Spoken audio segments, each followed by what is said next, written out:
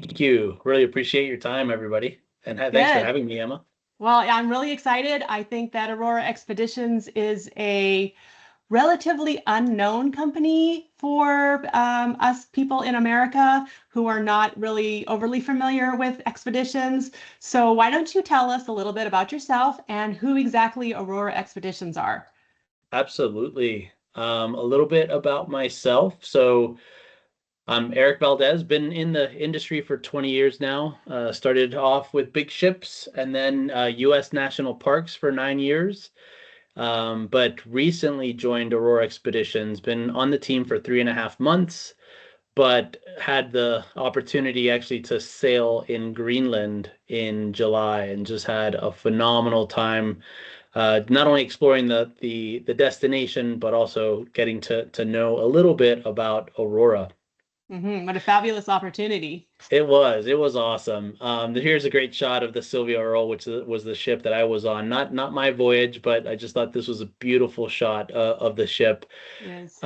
We've and we're that's you nailed it. We're an expedition cruise line. We really focus on expedition. What does that mean? It's active travelers. I have to get asked, what is the age group? And it really just depends. On my sailing, we were on kayaks and we celebrated the birthday of a 72-year-old gentleman. Wow. There was an 88-year-old who did the polar plunge. So it really is just what you feel and how adventurous you kind of are. Cultural explorers. We obviously we visit these beautiful places and we want to really immerse ourselves in all they have to offer. Nature lovers, photographers, special interests. We do. We'll talk a little bit about our activity program, but it is pretty robust, and we've seen a huge uptick in solo travelers, and we have some great offers for solo travelers that we'll talk about as well. But our purpose as a company is to create lifelong ambassadors for the planet. We do everything with the sustainability in mind. Here's some of the recognition that we've received over the years. We've actually been doing this for just over 34 years. Next year, we're going to be celebrating our 35th birthday. We Wow. are Australian owned. So Emma, you mentioned, there might be people that are not super familiar with us. We've been doing this a long time, but now we're actually really growing our footprint in the US by adding folks to the sales team and really ramping up our marketing as well to talk about the company. We started off by chartering a 50-person ship to only go to Antarctica with shared bathrooms, and now we're much more than that, much more of a higher end kind of experience to be able to have an elevated experience on board, but also being able to experience these destinations. And we are B Corp certified. We are actually the only company at sea, the only travel company at sea that is a certified B Corporation. And this is due to our high standards of social and environmental performance. We really, like I mentioned, we everything that we do is led by our B Corp certification and our focus on that. And it took us 3 years to be certified. So something we'd love to talk about. We were founded by Greg Mortimer, a legendary adventurer in his own right. He actually was one of the first two Australians to summit Mount Everest without supplemental oxygen, taking a very difficult path to get to the top. And what is our difference with again, positive impact? We have small ships, so on average, we have about 132 guests per ship. It's all about education and enrichment. Because of our small size, we're able to get people on and off of our ships very quickly, which is really important for places in the polar regions where the amount of people that can get off at any point at any point is limited. Mhm. We have, again, that activity program, and then we have an expert guide to guest ratio of 1 to 7, which is industry leading. Some great shots of our ships. We have 3 ships, 2 of which are already in the water and sailing with guests, and we have a brand new ship coming out in just 2.5 weeks' time. So Oh, shortly wow. after Thanksgiving, U.S. Thanksgiving, we're going to have a brand new ship. So the Greg Mortimer is quote unquote our oldest ship at just 6 years old. There's a beautiful shot of the ship in the ice. The Sylvia Earle, which I sailed on, again, about 130 guests on board. And then the Douglas Mawson is that brand new Mm. ship that is that's about to have its inaugural. And I was really surprised when I was on board about not only the experience off the ship, but the experience on board the ship as well. Here's a great shot of our lecture hall. I thought the dining room was just beautiful. This is our second dining room. It's our quote unquote specialty restaurant, but there isn't an upcharge. It's just simply a place to go for to change things up from the regular dining room. Here's our bar right outside of the lecture hall, our beautiful library with a lot of natural light. Our science center there on the left, along with glass all over again. And this is the observatory lounge up on deck 8. We do have a great gym on board. And then this is your typical balcony stateroom. Again, Beautiful. I thought it was not what I expected from an expedition ship, but very familiar to those who cruise. Just super well appointed, and I thought they did a great job with the decor as well. Awesome. So the word expedition gets thrown around a lot these days. What exactly is an expedition? How does Aurora define expedition cruising? Sure. Yeah, for us, it's all about people and more time off the ship. Again, we're just 130 guests. So a lot of people don't realize that when you're on an expedition cruise to Antarctica, for example, only 100 people can be off the ship at any given time because of the local regulations. Mhm. And you say, well, 130 guests, there's only 100 allowed. That really doesn't equate. But the reason we say we can spend more time on the peninsula is because of our activity program. You have people kayaking or folks on Zodiacs that are coming to and from the peninsula. So spending that much more time off the ship. And again, it's all about being off the ship. The experience on the ship is one thing, but really the experiences off the ship is what bring the expedition cruise to voyages to life. We have an incredible kayak program, which I had the pleasure of participating in Greenland, and it really just elevated the experience for me. And we have included activities. So Zodiac cruises, typically we're off the ship twice during each day. There's different hiking programs, and we generally offer them in small, medium, and long hikes, just depending on what our guests want to get into. We always have a photographer on board with lectures and opportunities to learn more about photography. Our expedition team also serves as lecturers, but sometimes we bring special lecturers on board as well. Of course, we can't go to the polar regions without offering the polar plunge. We have an incredible bird watching program where we several times each voyage we get on deck and everybody has their binoculars, some of them supplied by the ship, others that bring their own, and start to capture and log what birding activity we see, and we enter that into a database, and all of that gets fed back to the science community, which further enhances what they're doing. And the Mhm. citizen science program is another thing that we do on board, where we're collecting phytoplankton and looking and observing what we're collecting under microscopes. So did you do the polar plunge? I did.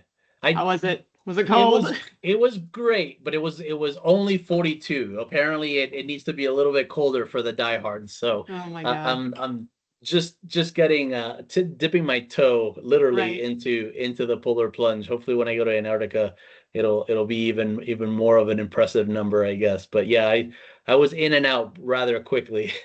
I Right. talked about our activities. We have camping is available in some of the regions that we go to, including Antarctica. Talked about the kayaking program. We're one of the few, if not the only expedition cruise line that offers diving and snorkeling in these Mm. polar regions, which is absolutely phenomenal. I live in Denver and I'm a big skier, so I'm looking forward to getting to Antarctica and having an opportunity to go skiing on the continent. That would just be the bucket list of all bucket list items.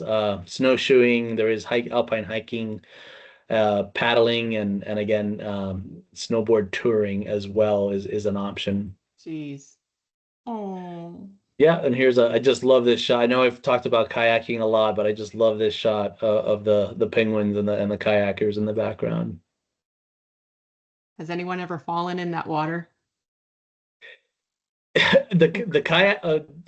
surprisingly, in speaking to the kayak leaders, there aren't that many people that do tip, but I could see how it's very possible. I mean, we do ask that we have experienced kayakers on board. I mean, these things are pretty tipsy.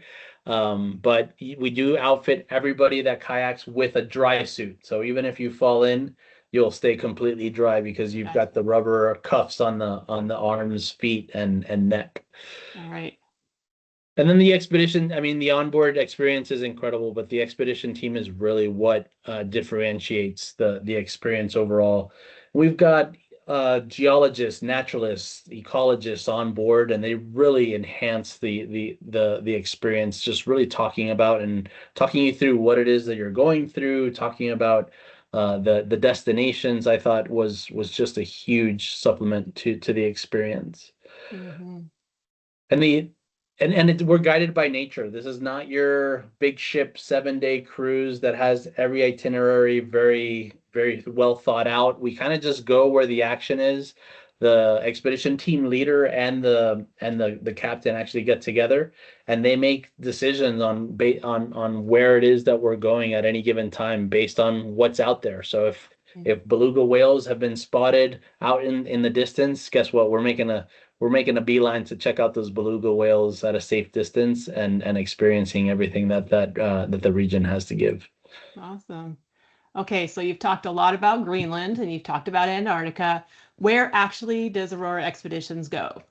Yeah, so we've got quite a robust product offering, but we do focus quite a bit on the polar regions. So Antarctica and and the and the Arctic are really our go-to. That's where we focus. Here's a great map of everywhere we go. Our newest ship actually is going to be doing East Antarctica, which is new for us. Ooh. And yeah, really exciting itineraries coming out for that ship. But this is And a are really they good leaving from Australia or New Zealand? yet from Tasmania, Hobart. Right. Okay, Yep. gotcha. Oh, So Arctic, we've got 25 different departures, 15 polar voyages total, and 10 discovery voyages. Just going to run through some quick ones and show some of the beautiful photos that we have in our library. But we have 11 to 12 days in Svalbard, which is really a huge opportunity to see walrus, seals, polar bears. This is a circumnavigation of the archipelago, cool. some reindeer in Svalbard, and of course the iconic polar bears, which the Arctic is known for. Our VP of sales actually was in Svalbard earlier this summer and saw 19 polar bear. I mean, just Wow. truly spectacular. Awesome. And as always, we have our Zodiac landings, which just we bring you right. I mean, that you can see the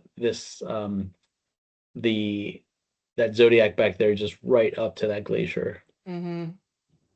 And then, so the Svalbard in depth, if you have the time, is what we recommend. Really, just an opportunity to have more landings, more time, kind of exploring the archipelago. He Great shot of our kayakers. nice.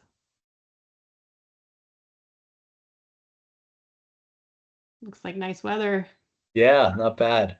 Hmm. And then Antarctica, we're we're about actually to in a couple of days we're about to launch 2027, 2028 Antarctica expeditions. So Right. keep your eye on that. We're really making a push to vary the types of itineraries that we have. So we're offering both very long itineraries, call it 23, 24 days, but we're also trying to tighten up our itineraries as well, understanding that the more we grow in the American market, unfortunately, we're going to have to trim down some of those itineraries. We just don't get as much vacation days as everybody else. Yeah. So we're trying to offer something for everybody with these coming itineraries. But we do have several itineraries that follow the footsteps of Ernest Shackleton, an incredible expeditionist. Which actually almost done with reading Endurance, the Oh book my about God. I read that Shackleton's. book. I read Isn't it that book. amazing? Oh, it's amazing, but Yeah, holy cow, I would not want to be in his footsteps. yeah, no kidding. I Yeah, would have yeah. died a long time ago. This is the way to do it. But yeah, I mean, this Yeah. includes, leaving from Ushuaia, South Georgia, King George Island, and of course the peninsula as well. We do offer fly drive, or I drive. sail options. So we do fly sail either way, and sail for those that want to do the drake both ways via ship. Right.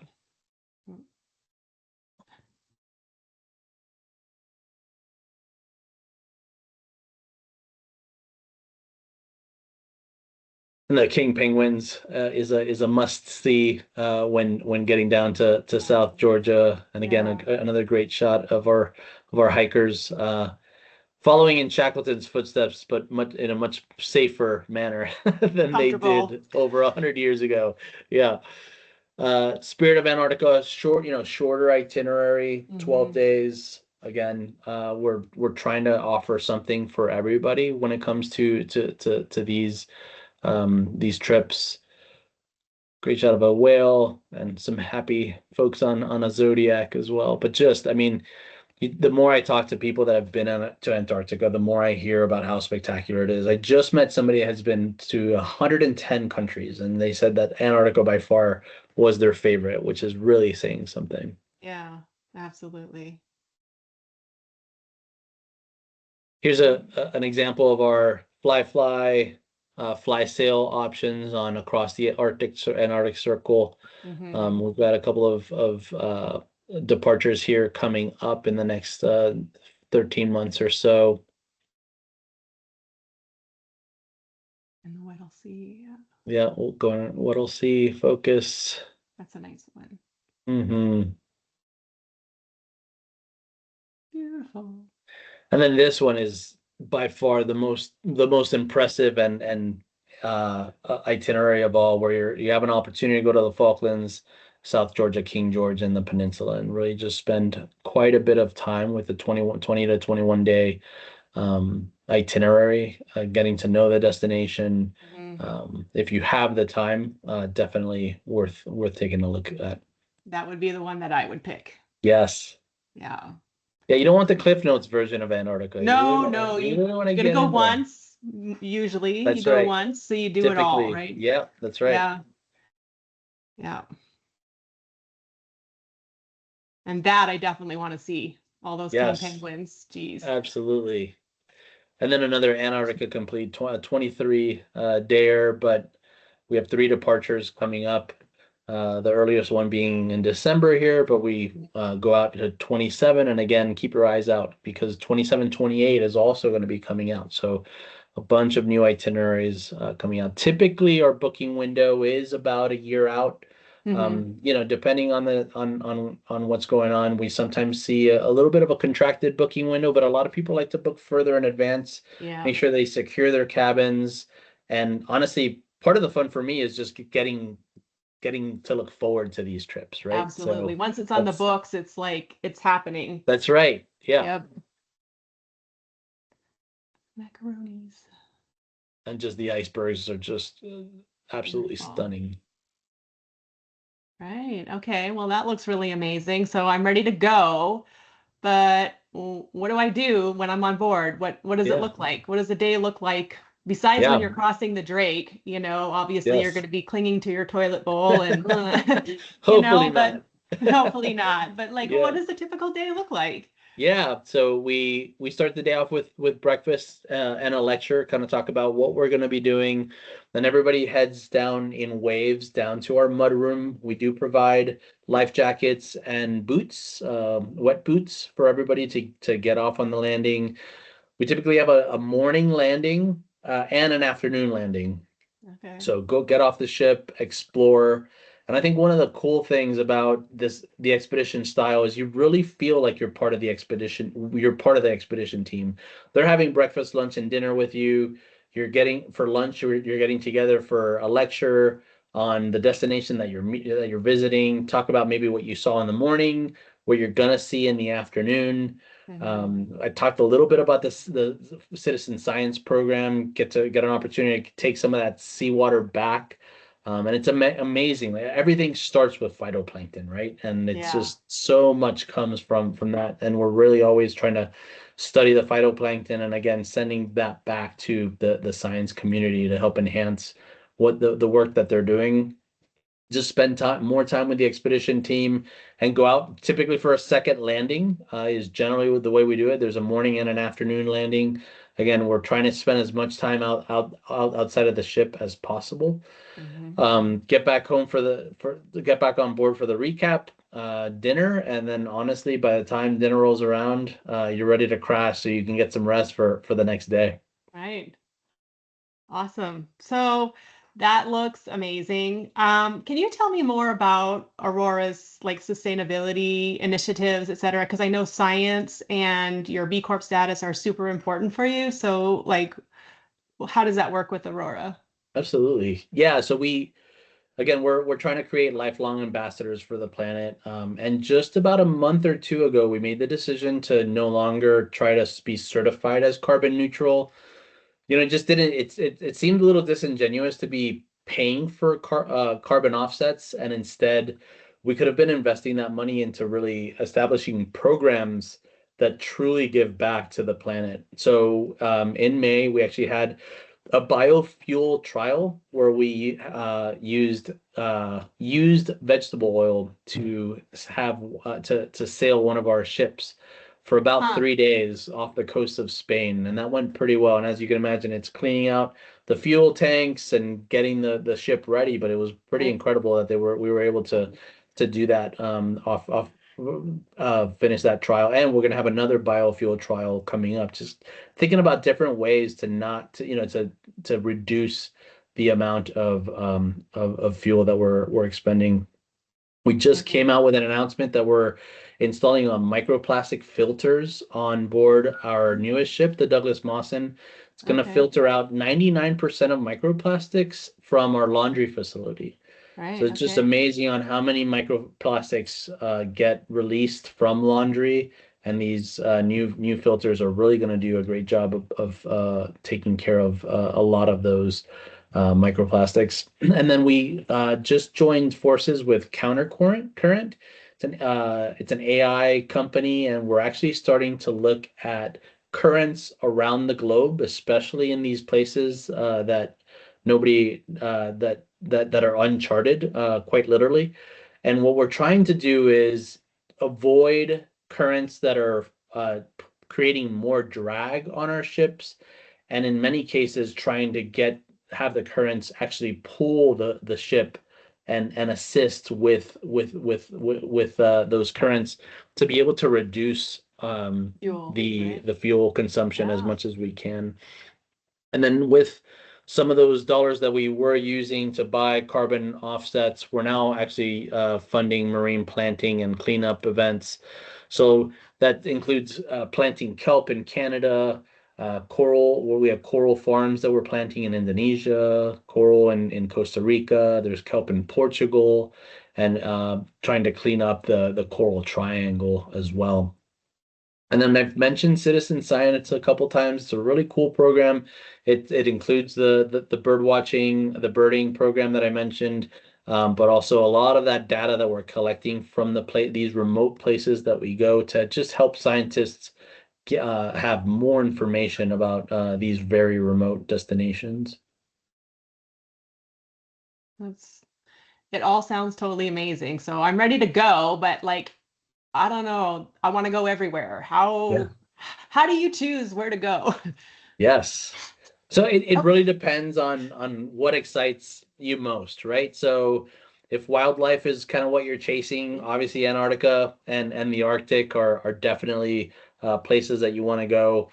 If you're looking for warmer adventures, we do have a few sailings that go to the Chilean fjords and Costa Rica and Patagonia. We actually have we have two great itineraries in Indonesia coming up as well that follow in the footsteps of a gentleman named Alfred Russel Wallace. And fascinating story. This individual, he's a scientist that was doing the same exact research that Darwin was doing in the Galapagos. Wallace was doing the same research in Indonesia, and then we have a Really? few itineraries that kind of follow through the footsteps. And the way we associate the theory of evolution with Darwin today, because at some point, Wallace actually communicated with Darwin. Darwin thought, uh-oh, this person's like right on my heels. They're coming up with the same conclusions I'm coming up with. And he ended up publishing his paper just before Wallace did. So All we right. now attribute all of his findings and evolution back to Darwin because of it. But I think, Emma, obviously you would be an incredible resource to help kind of. It's all about matching the right itinerary to the individual and what it is that they're looking for. And obviously Absolutely. with my help, us working together and kind of finding Hmm. what that right spot is, because folks are looking for different things. And like I mentioned, these are not the same itineraries over and over and over again. There really is quite a bit. There are quite a bit of options, which really opens up the playing field. Yeah, no, it sounds, I mean, I would love to do any or all of them. So it's like once you start, you just keep going until you just check them all off your list, That's right? right. Yeah, and So for what's, many, the Antarctica is their seventh continent, right? yeah, And no, they exactly. have And that's, Antarctica left to go, and this yep, is the way to go. that's usually the way it ends up is, they've been everywhere else and now it's time for Antarctica, right? Yep, So yep. that's awesome. But no, Aurora Expeditions, amazing company. What's next for you guys? Do you have any other like thoughts or comments? Yeah, I think, if you've ever dreamed of kind of exploring a totally different way of travel, this is it. I think the expedition cruising, all honesty, it was new to me.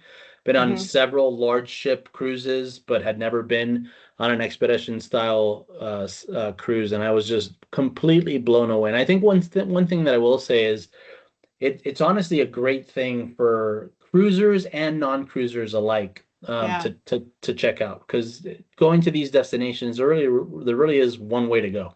Hmm. It's on a ship, but it's so not your typical cruise Cruise. experience that I think non-cruisers would also have a wonderful time as well.